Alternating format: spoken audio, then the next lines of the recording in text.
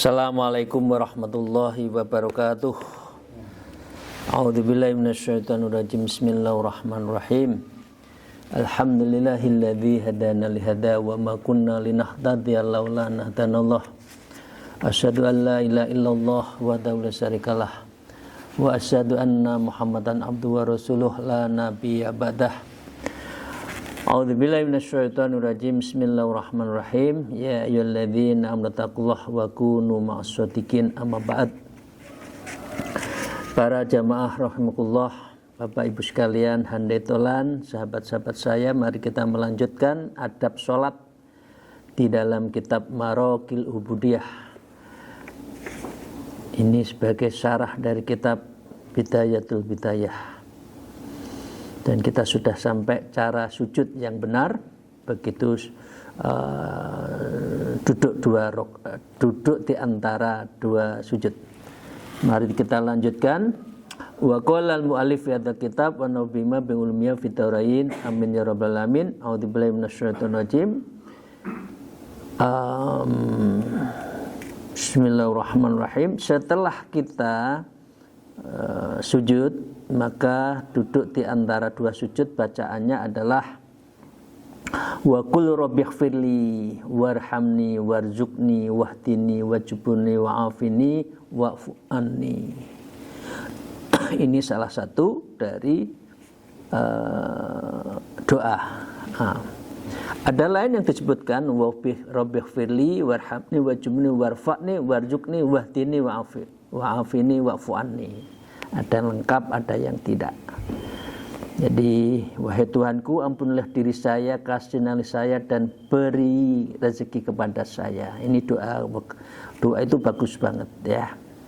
Wahdini wajburni, tunjukkan kepada saya, tambahilah saya ya terhadap apa yang kurang. Wajburni, tambah, tutup semua kekurangan saya.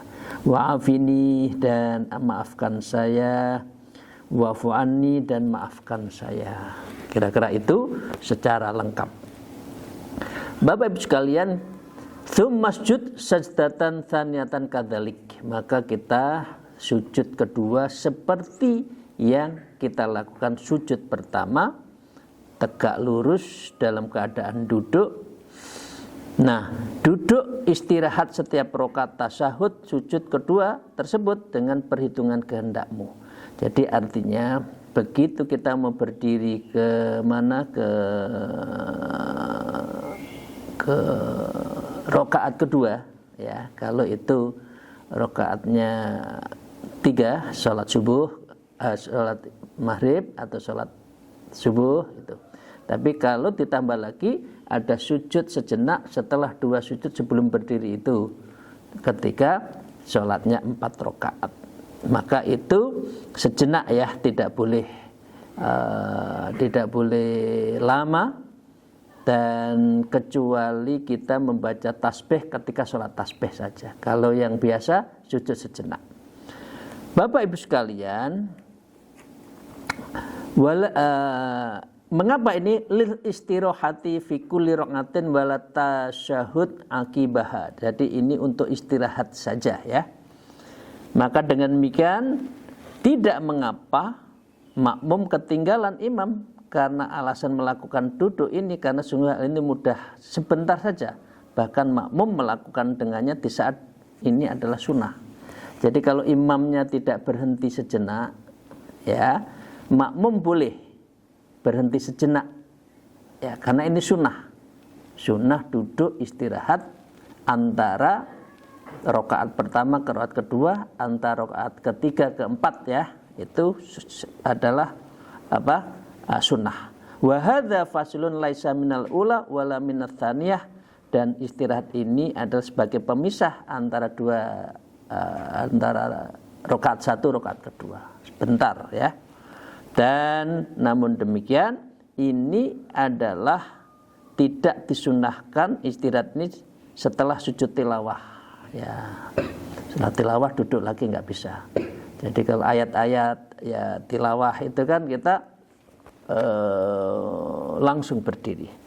Bapak sekalian, tsumma taqumu minas sujudi wuqu'idil istirahah. Kemudian kamu bangun dari sujud setelah duduk istirahat tadi, sembari meletakkan kedua tangan seperti biasa tadi. Tangannya kalau di sini, kalau Imam Ghazali tangannya bahasa Jawanya itu ya, bahasa Jawanya itu menekan. Waktu berdiri itu ya tangannya ikut menekan. Jangan kaki saja. Ya, kaki saja bisa kurang seimbang, kadang-kala bisa goyang. Nah, goyang kadang-kala kakinya kan bergerak, berpindah. Karena kalau Imam Syafi'i menggerakkan 3 kali anggota badan kita itu dianggap batal. Ya, jadi tangannya ikut menekan ke atas. Dan di sini wala tuqaddimu ihda rijlaika fi halatil irtifa. Jangan kamu berdiri satu persatu kakinya satu ditarik ke belakang, satunya di depan, menekan ke atas, membuat kekuatan. Nah, kekuatannya itu di tangan menurut Imam Ghazali. Dan wabtadi bitakbiri irtifa' indal qurbi min jati jalsati istirahah, dan mulailah untuk mengucapkan takbir, menunaikan tubuh ketika dekat dengan batas duduk istirahat. Bapak Ibu sekalian, secara singkat, ketika berdiri dari katakan rakaat pertama kedua, Allahu Akbar. Yang bagus adalah Allah ketika mulai berdiri, akbarnya waktu kita bersedap kembali. Tapi bisa masih boleh Allahu Akbar itu setelah berdiri setengah, ya karena sudah membungkuk, Allahu Akbar baru sampai takbiratul ihram itu juga boleh. Tapi yang bagus itu Allahu Akbar itu dipanjangkan. Allahu Akbar ya. Dengan pertengahan naiknya wara'a akbar fi masatil irtifa'ika ilal qiyam, itu boleh, di tengah-tengah boleh. Tapi yang baik ketika dari awal ya berdiri itu sudah Allahu Akbar. Maka dengan demikian tidak kosong dari takbir kecuali 2 awal akhir perpindahanmu, dan itu adalah mendekati kepada sikap yang ta'zim. Jadi menyebut Allahu Akbar dari sujud kedua, duduk 2 sujud, berdiri, ruku, habis ruku sami Allahu liman hamidah Rabbana lakal hamd, itu menyebutkan Allahu Akbar itu adalah aqrabu ila ta'zim. Itu lebih mendekatkan diri kepada kita mengagungkan Allah Subhanahu wa taala. Maka dengan demikian Bapak Ibu sekalian, ini ada ada arahan, ada saran dari Imam Ghazali. Wala tamudduha matta yazida ala sab'il al-fati fa innaka dzalika mudharin. Dan jangan kamu memanjangkan takbir dengan memanjangkan melebihi atas dari alif. Alif itu kan kalau alif celeret itu ya, kali itu Allah. Jangan panjang-panjang, duduk pelan, Allahu Akbar, Allahu Akbar. Baru 7 kata, Allahu Akbar. Nah, gitu. Jadi nggak boleh panjang-panjang juga. Wal takun hadhil jalsata khafifah. Hendaklah menjadikan duduk istirahat berapa tadi itu untuk ringan, lagi cepat. Duduknya itu yang cepat. Jangan terlalu lama. Maka dengan demikian la wala tasunna hadhil jalsah liqa'iti kama qala Ibnu Hajar Ar-Ramli. Duduk sedang antara 2 rakaat, rakaat pertama ke rakaat kedua, rakaat ketiga keempat, itu banyak pendapat yang mengatakan seperti itu, termasuk Imam Romli. Bapak Ibu sekalian, wasolli rakaat tsaniyah kal ula, maka kita memasuki sholat rakaat kedua seperti biasanya. Nah, disarankan di sini tetap ta'awud ya, walaupun ta'awudnya itu di dalam hati. A'udzubillahi minasyaitonirrajim. Bismillahnya zahar ya, bismillahirrahmanirrahim ya, itu jahar lagi. Ada yang mengatakan kalau di Arab Saudi ya, mazhab yang lain bismillahnya itu di hati, tapi di jahar itu biasanya Syafi'i. Bapak sekalian, tsumma ijlis fi raqatis tsaniyah listasahud awal, maka tasahud awal. Tasahud awal gimana? Wadu'al yada yumna fi julusis tasahud ay mutolkan ala fakhidil yumna. Tasahud awal adalah duduknya, letakkan tangan kanan di saat duduk istirahat itu secara mutlak di atas paha kanan, ya. Dan kondisi jari-jarinya tergenggam, kedua celujuk jari telunjuknya dan ibu jarinya lepaskan kedua jari itu. Nah, dan bentangkan telunjuk jarimu. Nah, ini ada dua pendapat. Jadi tasahud awal itu kan kakinya tidak diblosokkan, tidak tawaruk ya. Cuma badan kita menindih kaki kiri. Nah, itu cara sholatnya itu ya. Ini menurut Ihya, kitab Ihya seperti itu. Ya. Nah, ada dua pendapat, ada yang begitu duduk langsung telunjuk ditunjukkan. Ya, ada yang mengatakan, kalau Imam Ghazali mengatakan gini, ketika illallah ya, itu baru digerakkan. La asyhadu alla ilaha illallah. Ada yang pertama sudah begini juga boleh. Ya, jadi enggak usah ngeritik begitu tasahud itu kok sudah ada yang menunjuk, ada yang kita biasanya asyhadu alla illallahnya itu baru ilnya itu ditelunjukkan, ditegakkan. Itu boleh juga. Bapak Ibu sekalian, qasidan min isdaika bihamzah, seseorang yang bermaksud dari permulaan mengucapkan itu illallahnya itu illallah annal ma'bud wahidan. Mengapa kita menggetarkan la ilaha illallah telunjuk itu? Itu menunjukkan illallah. Kita sedang menunjuk kepada Allah, kita sedang bertuju Allah. Annal ma'bud, Allah lah yang kita yang kita sembah.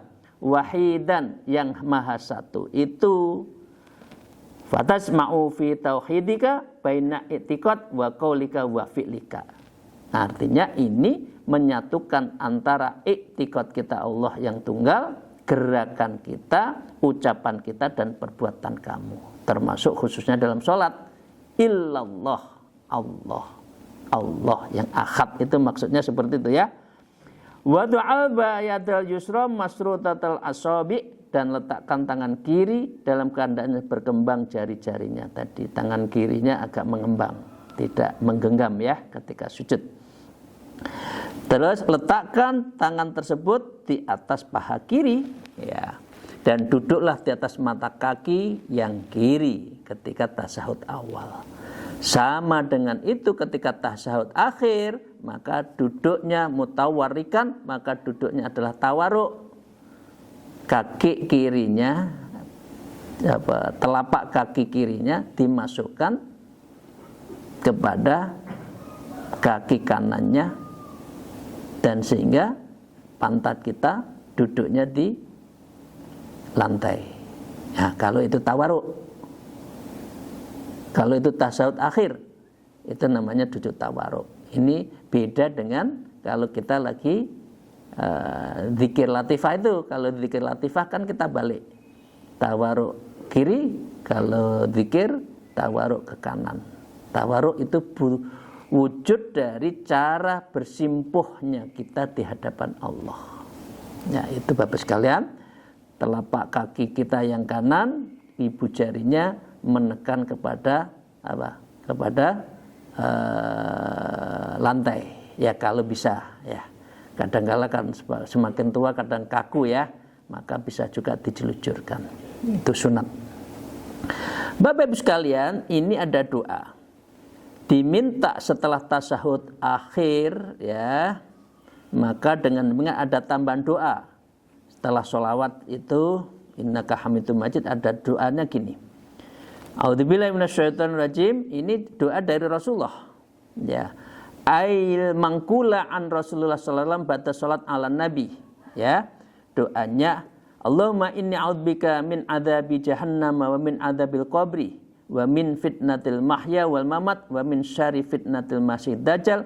Allahumma inni dzalamtu nafsi zulman kasiran kabiran wa la yaghfir dzunuba illa anta faghfirli maghfiratan min indaka warhamni innaka antal ghafurur rahim. Sebelum salam ini ada doa sunat ini. Enggak juga enggak apa-apa. Tapi biasanya kan sholawat innaka hamidum majid assalamualaikum kan. Tapi ini ada tambahan dari yang ditukil oleh Imam Ghazali, ditukil lagi disarai oleh Imam Nawawi. Bapak Ibu sekalian, wajlis fihi dan duduklah di dalamnya itu tajul akhir seperti biasa tadi pantatnya ke lantai. Nah, wadha rijlakal yusra jari jatan min tahtik. Ya. Letakkan kakimu di kiri dalam keadaan keluar di bawahnya. Itu namanya duduk tawaruk. Kemudian tsumma qabla batal faragh, kemudian ucapan setelah selesai itu dalam sholat apa? Assalamualaikum warahmatullah. Ada pertanyaan, ada perbedaan. Ada yang assalamualaikum warahmatullah, Imam Syafi'i. Ada yang mengatakan assalamualaikum warahmatullahi wabarakatuh. Nah, Imam Syafi'i mengapa sampai kepada assalamualaikum warahmatullah wa la yustahabu an taqula ma wa barakah tanpa wa barakatuhu. Mengapa? Li annahu khilaful masyhuri an Rasulullah sallam. Ini sesungguhnya hal ini menyalahi dari ketentuan yang masyhur dari Rasulullah. Wa in kana qad ja'a fi riwayati li Abi Dawud kada fil adhkar, dan ini disampaikan di dalam riwayat Imam Dawud karena Rasulullah tidak sampai wa barakatuh assalamualaikum warahmatullah ya. Kemudian mengucapkan salam itu kanan kiri ya. Kanannya adalah ketika sampai mana? Sampai pipi kita kelihatan yang di belakang kita, orang tahu. Kiri kita menoleh kiri sampai pipi kita diketahui oleh apa? Oleh jamaah di belakang kita. Ya. Jadi tidak seenaknya assalamualaikum kanan kiri gila-gila tok, tidak. Jadi assalamualaikum sampai di ujung, sampai leher kita mentok, lihat jamaah kanan belakang kita, belakang kiri kita. Bapak sekalian, bi antal taqifa fil maratil ula hatta yara man wara'aka khaddal aiman. Nah, itu kanan kiri kita kelihatan ya. Wa fil mar'atis sani hatta yara man khalfaka khaddakal yasar. Kalau ke kiri juga sama. Nah, seandainya salam ada juga ya, salam itu noleh-noleh sah-sah, cuma kurang afdal ya. Maka dengan demikian Imam Asy-Syibro Al-Malisi mengatakan wa yusannu ibda'us salam fi kulli mustaqbilan lil qiblati wa inha'uhu ma'atamamil iltifat. Maka menolehnya itu menurut Imam Syekh Syibro Malisi itu sempurna min tamamil iltifat. Sesempurnanya kita menoleh. Nah, diupayakan apa? Menolehnya itu sempurna, ya. Nah, setelah itu, setelah sholat salam, maka wan wil khuruji minas sholat, dan kita tahallul sholat, berarti kita sudah menyelesaikan sholat. Untuk setelah sholat tadi, Bapak Ibu sekalian, saya singkat saja. Lalu jika kamu berniat sebelum mengucapkan salam pertama, maka batal sholat. Kok belum apa? Belum doa salam. Nah, doanya ini sholat apa? Nah, gitu ya. Dan jika bersamaan dengan salam kedua atau pertengahan salam tersebut, maka terluput kesunahan. Ya, sunnahnya hilang karena itu. Dan seandainya orang sholat sunnah mengucapkan salam yang mulanya telah berniat mengerjakan pada hitungan jumlah rakaat tertentu, namun ia membatasi kepada sebagian di pertengahan sholatnya dalam keadaan bermaksud, maka jika ia bertujuan tahallul keluar sholat, sungguh telah berniat kepada sebagian bilangan yang telah niatkan, dan dia mengucapkan salam dengan sengaja namun tidak bertujuan tajahud, maka batal sholatnya. Begini, saya tadi berapa rakaat sudah doa belum waktu sholat? Nah sampai akhir sholat kok tidak doa, nah, kemudian mau salam, batal. Jadi niat itu bagian dari yang sangat penting, dan ini syarat rukun sahnya. Kadang-kadang kan kita lupa. Nah, tapi boleh juga begitu Allahu Akbar masih rakaat pertama, ini zuhur asar ya, sambil diperbarui niatnya boleh menurut kitab ini ya. Maka boleh tidak bertujuan tahlul atau membatas kepada yang paling sedikit dari bilangan rakaat yang ia telah meniatkannya.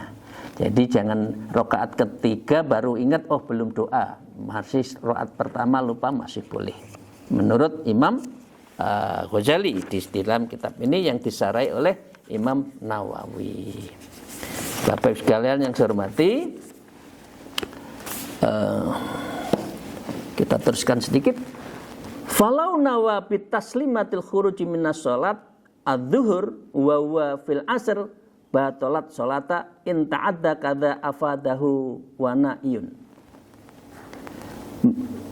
Maka seandainya seorang berniat dengan mengucapkan pengucapan salam keluar dari sholat zuhur, padahal ia sedang dalam keadaan sholat asar, niatnya zuhur, sedangkan sholat asar ya, tapi salam, menurut Imam Al-Wana'i ya, maka batalat sholat. Maka batalah sholat, diulang. Anda tadi kan sholatnya asar, niatmu kok zuhur gitu ya. Inna ta'adda kadza afatul waniyun, seperti yang disampaikan oleh Imam Al-Wana'i.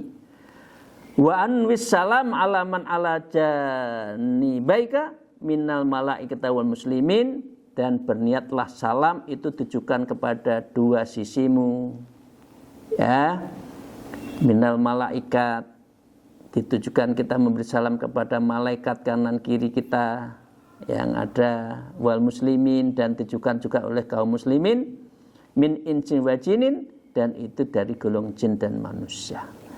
Jangan-jangan yang sedang menemani sholat kita malaikat, juga ada jin yang muslim ikut sholat.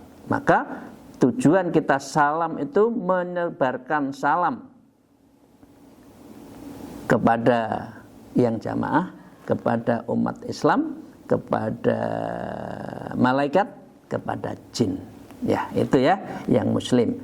Maka kamu berniat dengan salam sekali ke kanan, ke kiri, dan kelihat pipimu tadi. Sedangkan orang yang berada di belakangmu dan depanmu dengan yang mana saja dua salam itu, namun salam yang pertama lebih utama karena yang depannya juga. Nah, pertanyaannya, ketika salam kanan kiri, yang belakang waalaikumsalam enggak?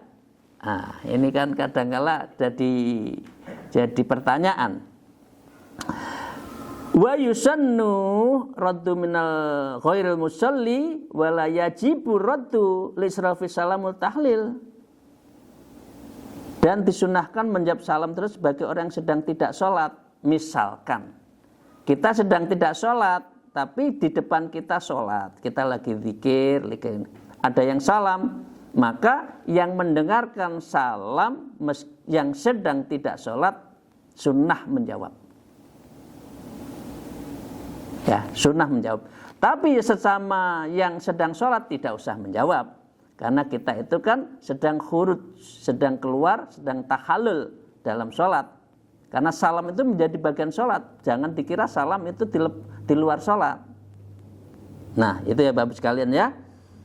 Li israfi salami tahlil, karena pengucapan salam untuk tahallul tidak wajib menjawab kita. Wa hadhi hayatus sholatil munfarad, dan ini merupakan bentuk sholat orang yang sendirian. Sedangkan nanti sholat waktu kita jamaah, nanti bab berikutnya akan bicara tentang adab sholat berjamaah. Ini masih sholat berjamaah.